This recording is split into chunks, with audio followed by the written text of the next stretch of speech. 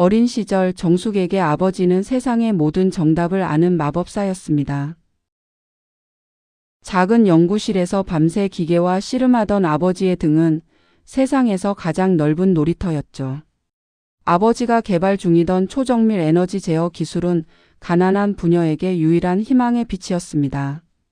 하지만 세상은 순수한 천재를 가만두지 않았습니다. 믿었던 사업 파트너의 배신으로 특허권은 미궁에 빠졌고 아버지는 하루아침에 빚더미에 앉았습니다.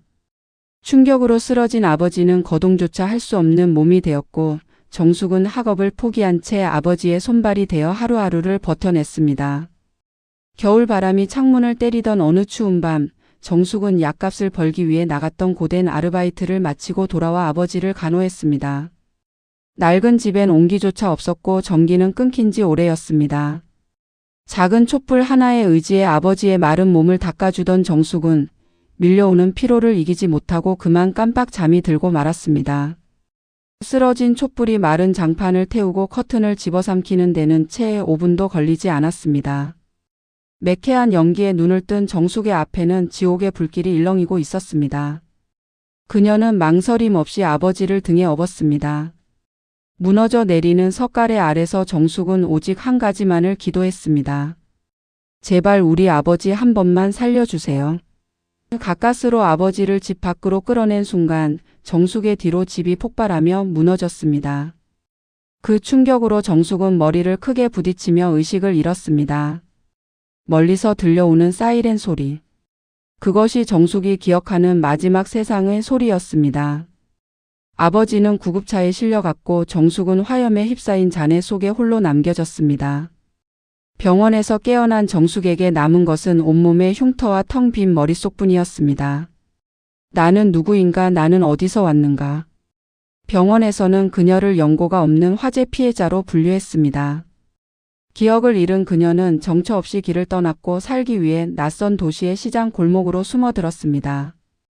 기억은 사라졌지만 아버지를 위해 매일 끓였던 국의 온도는 손가락 끝에 남아 있었습니다. 시장 끝자락 식당에서 설거지를 하던 그녀는 우연히 국솥을 잡게 되었고 사람들은 그녀가 낸 국물 맛에 경악했습니다. 이건 단순한 국물이 아니야, 보약이야. 그렇게 그녀는 자신의 이름을 딴 작은 국밥집을 열었습니다.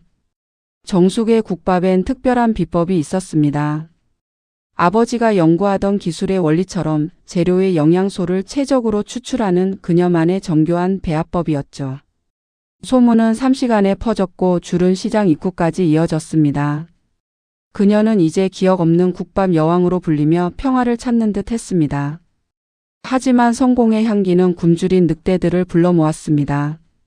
인근 대형 프랜차이즈 K-푸드의 가맹점주 강 사장은 정숙의 비법을 가로채려 했습니다. 그는 용역을 동원해 가게 앞을 막고 위생검사를 조작하며 정숙을 벼랑 끝으로 밀어 넣었습니다. 이런 시골 구석에서 장사하려면 예의를 지켜야지, 안 그래? 화재 후 10년. 아버지는 기적적으로 의식을 회복했고 딸이 목숨 걸고 지켜낸 설계도를 바탕으로 초정밀 에너지 제어 기술 특허를 따내며 세계적인 기술 거물이 되었습니다. 그의 기업 미라클 테크는 글로벌 공룡이 되었고 그는 세계에서 가장 부유한 인물 중 하나로 칭송받았죠. 하지만 그의 성공은 텅 빈 승리였습니다. 한국의 현대적인 고층 빌딩 숲속 그는 한옥을 짓고 한복을 입은 채 고독한 노년을 보냈습니다. 매일 밤 그는 잃어버린 딸 정숙의 사진을 어루만지며 피눈물을 흘렸습니다. 이 모든 부가 무슨 소용이란 말이냐, 정숙아. 내가 없는데. 그는 전 재산을 쏟아부어 딸을 찾기 위한 정숙 재단을 설립하고 한국의 모든 매체에 매일같이 실종 광고를 냈습니다. 강 사장의 조직적인 갑질과 프랜차이즈의 법적 공세 앞에 정숙 내 소담 국밥은 더 이상 버틸 힘이 없었습니다. 가게 문을 닫기 직전 정숙은 마지막 희망으로 글로벌 K-푸드 박람회를 찾았습니다. 이곳에서 자신의 비법 소스가 가진 한국 전통 영양 추출 기술을 인정받고 대기업의 투자를 유치해 가게를 지키고 싶었죠. 한국의 아름다운 전통과 현대 기술이 어우러진 박람회장, 정숙은 낡은 조리복을 입고 자신의 차례를 기다렸습니다. 주위에는 최첨단 기술과 화려한 부스들이 가득했지만 그녀는 작고 초라한 보온병에 담긴 국물 하나만을 들고 있었습니다. 제발. 우리 아버지의 국밥, 우리 소담 국밥을 지키게 해주세요.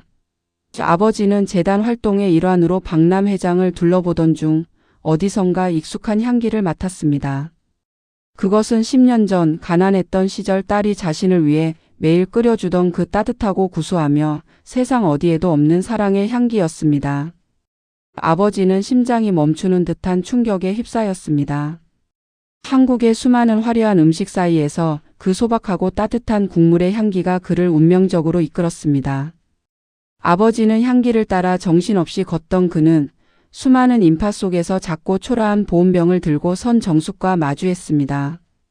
그녀의 얼굴은 화상 흉터와 고된 세월로 변해 있었지만 그 눈빛, 그 특유의 손짓, 그리고 무엇보다 그 국물의 향기. 아버지는 직감했습니다. 이건 내 딸의 음식이다. 이건 정숙의 향기다.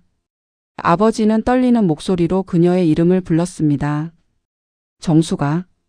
내가 내 딸 정숙이 맞니?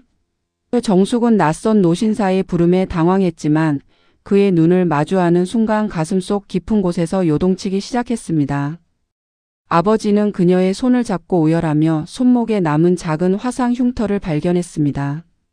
화재 당시 자신을 구하려다 생긴 그 영광의 흔적. 아빠? 마법처럼 10년 동안 닫혀있던 기억의 문이 활짝 열렸습니다. 잿더미가 되었던 두 사람의 인생이 마침내 하나의 불꽃으로 다시 타오르는 순간 두 사람은 박람회장 한복판에서 서로를 끌어안고 아이처럼 오열했습니다. 한국의 정이 박람회장을 가득 채웠습니다. 아버지는 즉시 자신의 최고 법무팀과 수사팀을 동원해 강 사장과 프랜차이즈 본사의 비리를 낱낱이 파헤쳤습니다. 갑질, 레시피 탈취 기도, 위생검사 조작. 모든 증거가 박람회장 메인 무대에 실시간으로 공개되었습니다. 한국의 모든 언론과 네티즌들이 분노했습니다. 강 사장은 박람회장 한복판에서 모든 것을 잃고 공안에게 체포되었고 그의 이름은 악의 상징이 되어 세상에서 영원히 지워졌습니다. 대신 정숙의 소담 국밥은 아버지의 전폭적인 지원 아래 전 세계의 기적의 레시피라는 이름의 대기업으로 성장했습니다. 그것은 단순히 돈을 버는 기업이 아니라 정직하고 따뜻한 성공의 상징이 되었습니다. 이제 정숙의 집에는 더 이상 슬픈 촛불이 켜지지 않습니다. 대신 그 자리에는 시련을 이겨낸 사람들을 위한 따뜻한 등불이 켜져 있죠. 두 사람은 자신의 부를 사회에 환원하기 위해 소담 희망 재단을 설립했습니다. 한국의 아름다운 해안가 치유의 식당 소담 앞. 화재 피해자와 기억 상실 환자들을 돕고 정숙과 같은 소상공인들의 기술을 보호하는 데 앞장서고 있습니다. 과거의 시련은 그들을 더욱 단단하게 만들었고 서로를 향한 사랑은 더욱 깊어졌습니다. 절망 속에서도 포기하지 않았던 그들의 의지는 오늘도 세상의 가장 어두운 곳을 비추는 가장 밝은 빛이 되고 있습니다. 그들의 촛불은 영원히 빛날 것입니다.